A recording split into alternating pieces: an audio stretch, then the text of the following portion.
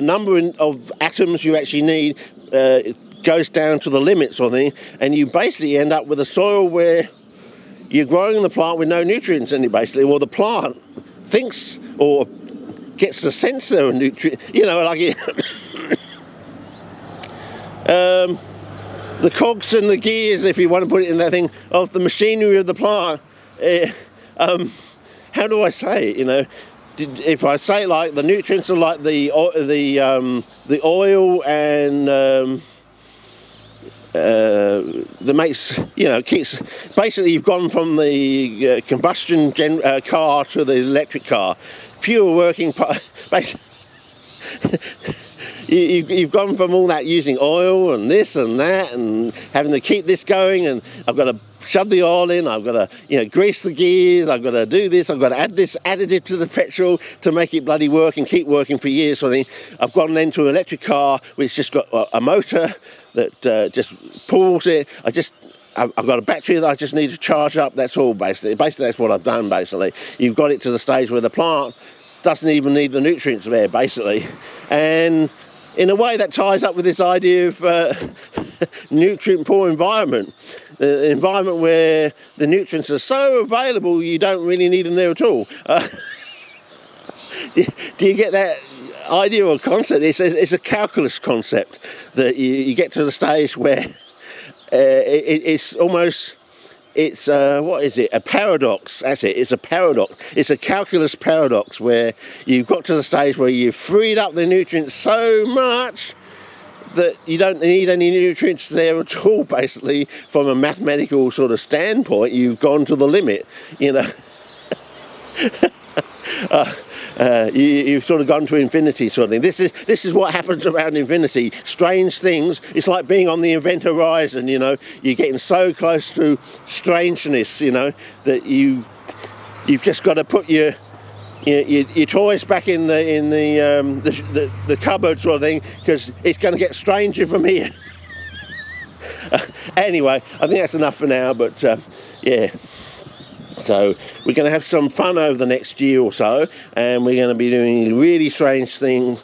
We're going to be growing the plants in really weird ways, and it's just going to mind bend everybody, I think it is. It's going to, people are going to be running down corridors, pulling their hairs out, because they just won't believe what we're going to be able to do, because, as I said, we're getting to that mind-bending, crossing the Rubicon, crossing the event horizon sort of thing, where you don't need any nutrients now, sort of thing. If you get my understanding of my drift, my sort of calculus analogy sort of thing, when you get to you take the limit sort of thing, and it almost becomes a paradox sort of thing. So anyway, that's enough for now. And we might even be growing all these sort of plants sort of thing. Notice the green there is a bit like the green that's on the petioles of that 1950... Oh, I forgot what the date is on that National Geographic one. Oh, John Nine knows. He'll direct you to the actual video that shows the actual photograph. But yeah. Anyway, one last look. I suppose we're going to Spot Cullen. Oh, we are on Spot Cullen. Oh, sorry about that. Yeah.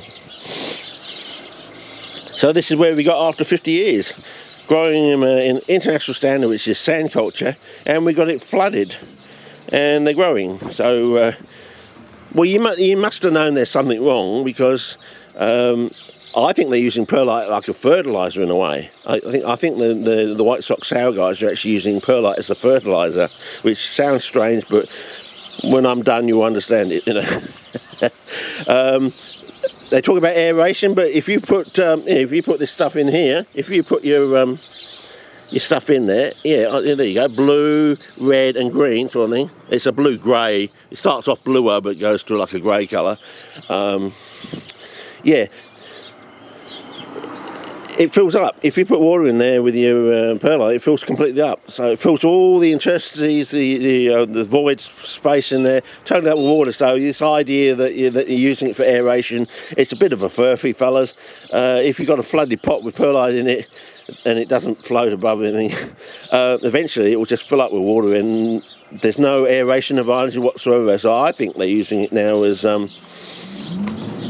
I think they're using it as a fertiliser, to put it quite mildly and frankly. So yeah, anyway, I just thought I'd show you that. We got to this stage after 50 years, and the next year or so, I'm just going to plough through all sorts of stuff, especially these lower forms of plant life, the lycopods and things like that, and ferns and stuff like that. So yeah, so I'll be really getting into those in a big way.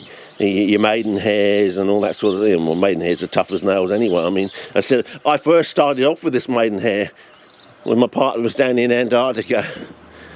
I stuck the, if you can see in there, that's the remains of one fatty, roasty thing I think I put in there. I can't remember what it was now. I'll probably go back and look at my older videos, but look at that. You know, this is like, this will be 6 to 7 weeks on now. Yeah, so 6 to 7 weeks of that, and this is, remember, this is on the end of summer, so I had to water it by hand, sort of thing.